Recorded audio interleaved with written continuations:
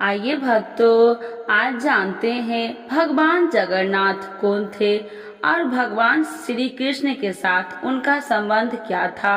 तो एक बार बोलिए प्रेम से जगन्नाथ भगवान की जय, राधे कृष्ण भगवान की जय। भगवान जगन्नाथ जी के बारे में कई गूढ़ रहस्य है जिसमें आज तक हम अनजान है।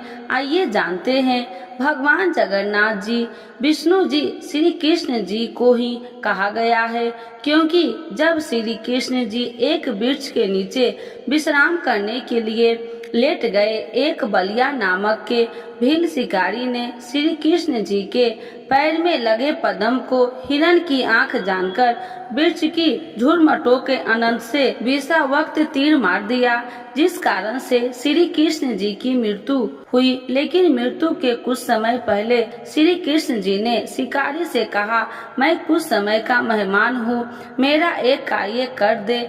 मेरे रिश्तेदार पांडवों को संदेश भेज दो कि यादव आपस में लड़कर मर रहे हैं, शीघ्र जाओ। जब अर्जुन तथा युधिष्ठिर आदि पांचों पांडव पहुंच गए, तब श्री कृष्ण जी ने अर्जुन से कहा कि मेरे शरीर को जलाकर इसकी राख को काष्ठ की पेटी यानी संदूक बनवाकर उसमें डालकर पूर्ण रूप से बंद कर देना और समुद्र में बहा देना। ऐसा ही किया गया। कुछ समय उपरांत वह पेटी बहकर उड़ीसा में पुरी के पास समुद्र के किनारे पहुंच गई। उड़ीसा का राजा इंद्रदमन था, जो श्री कृष्ण जी का परम भक्त था। श्री कृष्ण जी ने राजा को स्वप्न में दर्शन दिए तथा बताए कि मेरे शरीर की राख एक काष्ठ की पेटी संदूक में डालकर द्वारका में बहाई गई थी, जो अब पूरी उड़ीसा में आ गई है, समुद्र के किनारे लगी है। उसको निकालकर वही समुद्र के किनारे जगन्नाथ नाम से मंदिर बनवा दे। राजा इंद्रदमन ने श्री कृष्ण जी की बात को मानकर मंदिर बनवा दिया। श्री कृष्ण जी के कहने पर ही मंदिर का नाम जगन्नाथ रखा गया। जगन्नाथ यानी जग के नाथ कहते हैं। कलयुग में भगवान जगन्नाथ जी का नाम विपदा हरता है।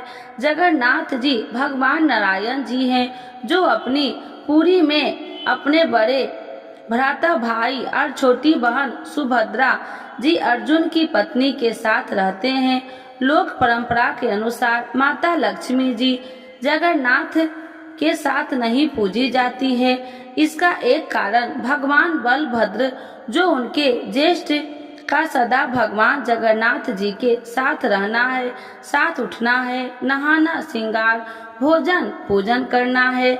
इस कारण उनका एक अलग मंदिर है। जय जगन्नाथ स्वामी जनपथ स्वामी भवतु में। जगन्नाथ की रथ यात्रा के बाद क्यों देवी रुक्मणी ने भगवान श्री कृष्ण को गिरि प्रवेश क्यों नहीं करने दिया?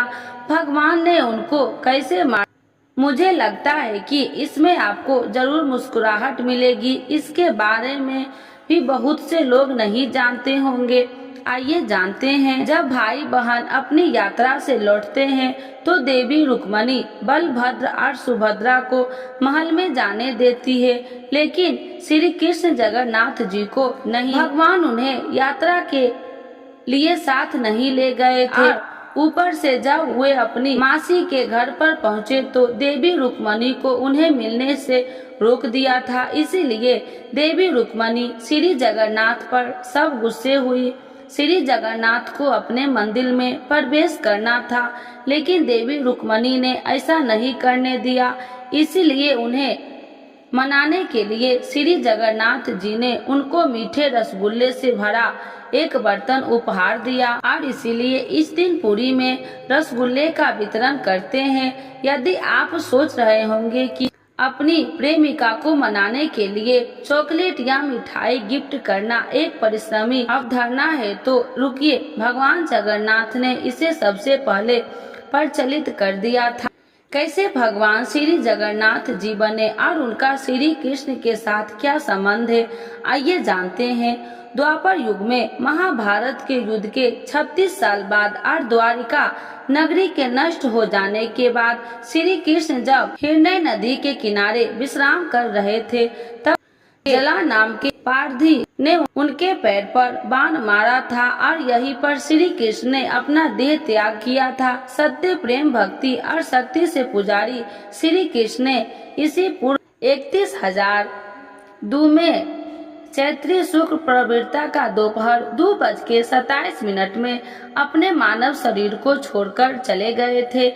फिर अर्जुन द्वारा श्री कृष्ण का अंतिम संस्कार किया गया, परंतु बहुत कोशिशों के बाद भी श्री कृष्ण के शरीर का एक अंग नाभि नहीं जला रहा था। तब अर्जुन ने नाभि को समुद्र में विसर्जित कर दिया था। कुछ समय बाद वह नाभि श्री कृष्ण के नीले रंग की एक मूर्ति में परिवर्तित हो गई और विवस्थावस्य नाम के आदिवासी को मिली। मूर्ति नीले रंग के होने के कारण विवस्थावस्य ने मूर्ति का नाम नील माधव रखा। विवस्थावस्य ने नील माधव की मूर्ति को पास के जंगल में एक गुफा में छुपा दिया और बड़े भक्ति भाव से नील धामक की पूजा करने लगा।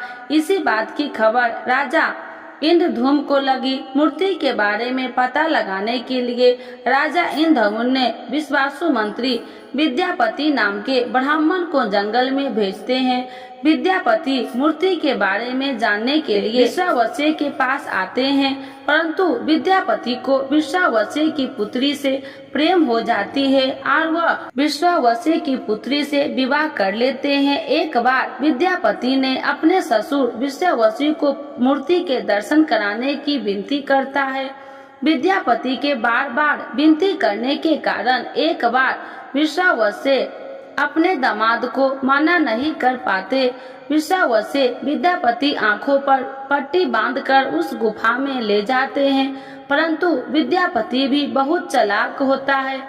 वह रास्ते में सरसों के बीज गिरा देता है। कुछ दिनों के बाद वह बीज अंकुरित होते हैं और गुफा के रास्ते साफ दिखाई देता है। गुफा के बारे में विद्यापति राजा इंद्रधूम को बताता है। जब राजा इंद्रधूम नील माधव के दर्शन करने के लिए गुफा में जाते हैं तो वह पर नील माधव की मूर्ति नहीं मिलती। नील माधव के दर्शन न होने के कारण राजा इंद्रधूम बहुत निराश होकर अपने राजा भवन में लौट जाते हैं और अपनी गलती का पश्चात हृदय पूर्वक करते हैं। एक रात जब राजा इंद्रधूम सो रहे होते हैं तब स्वयं भगवान विष्णु उनके सपनों में आते हैं और कहते हैं, कुछ दिनों में समुद्र तट पर एक लकड़ी का लट्टा तैरता हुआ आएगा और उस पर शंख का चिन्ह भी बना होगा। उसी लकड़ी के मूर्ति बनाकर मूर्ति में स्थापित करने की सूचना देते हैं। भगवान विष्णु के कहे अनुसार एक लकड़ी का लट्टा समुद्र के तैरते हुए आया। राजा इंद्रधूम फौरन अपने राज्य के महान शिल्पकारों को बुलाकर उसी लकड़ी में से मूर्ति बनाने का कार्य देते हैं, परंतु लकड़ी के स्पर्श से ही शिल्पकारों के औजार टूट जाते थे।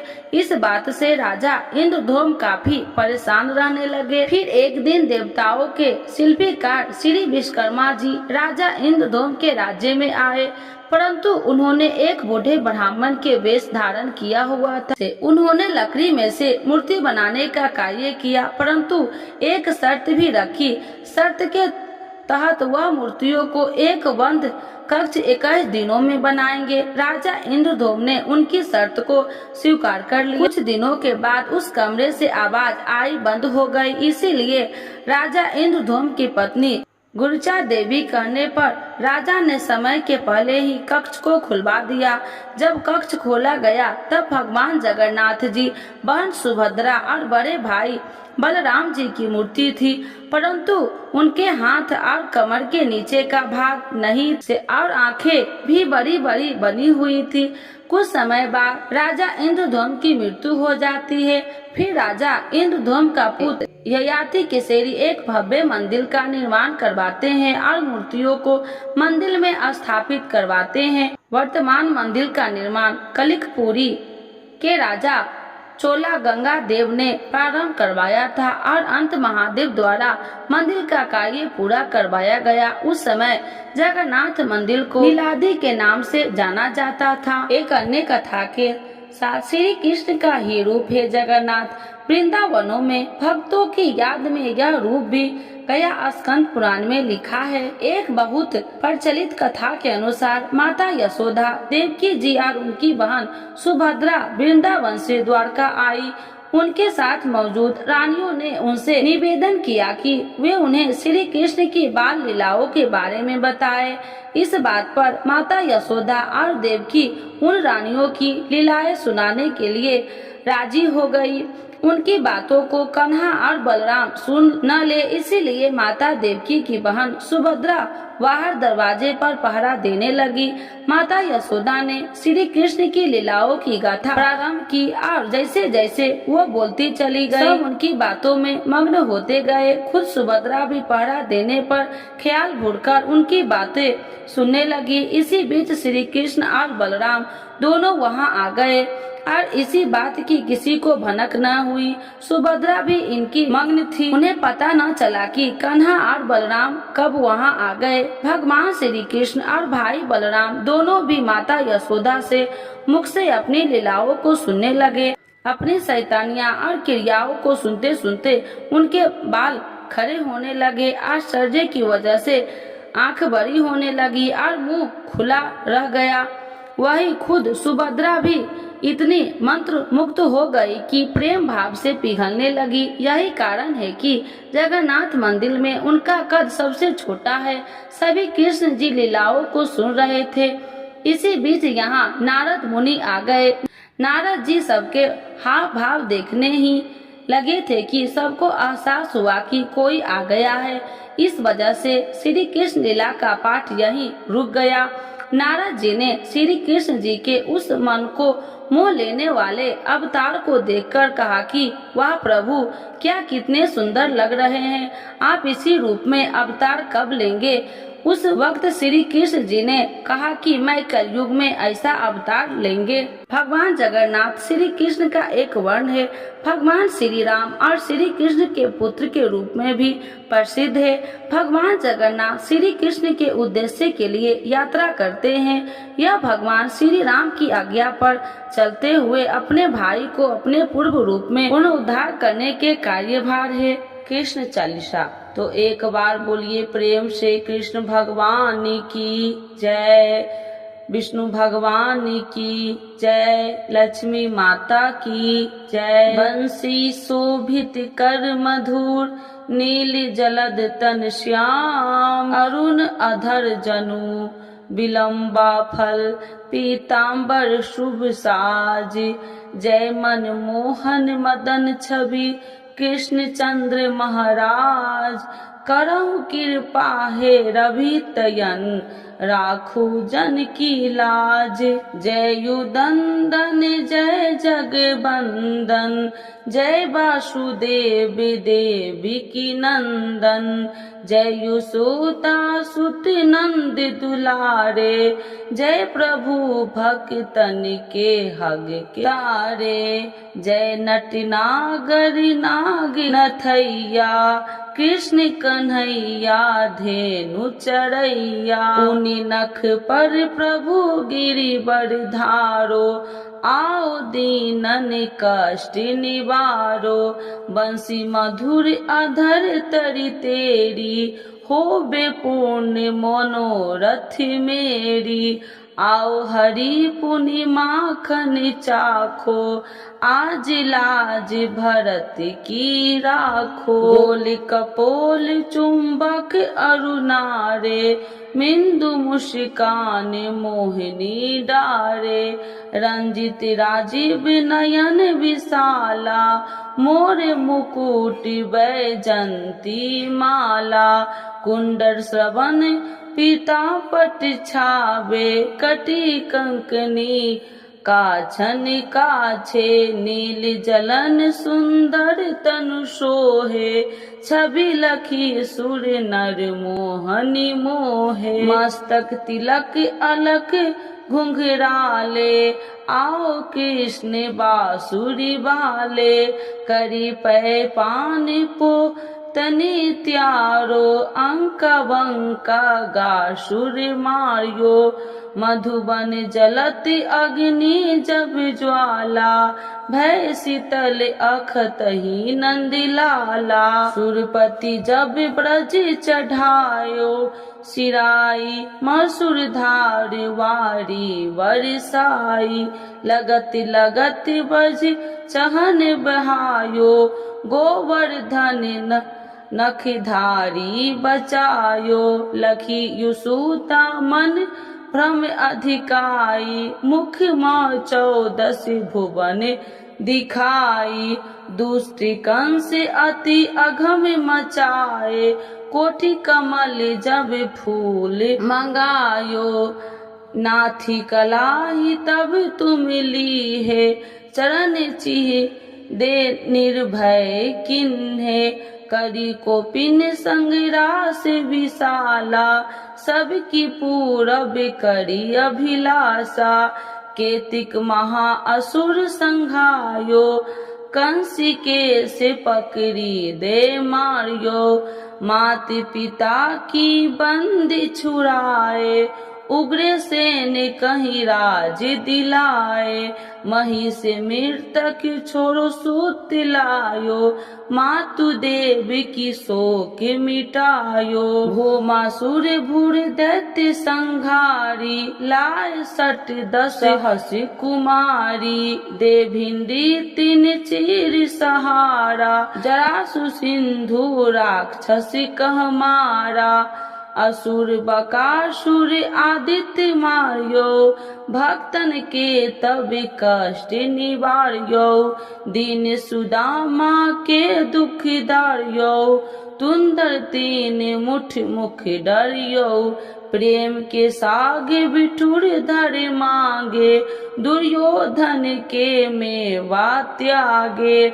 लखी प्रेम की महिमा भ्यारी ऐसे श्याम दिन हितकारी। भारत के प्रथम रथ हके लिए चक्र कर नहीं बलता के। निज गीता के ज्ञान सुनावे भक्तन सुदावर सियाए। मीरा थी ऐसी मत वाली 20 पी गई बजा कर ताली। राना भेजा सांप पिटाली शालिग्राम बने बनवारी। निज माया तुम विदहि दिखायो उड़ते संशय सकल मिटायो।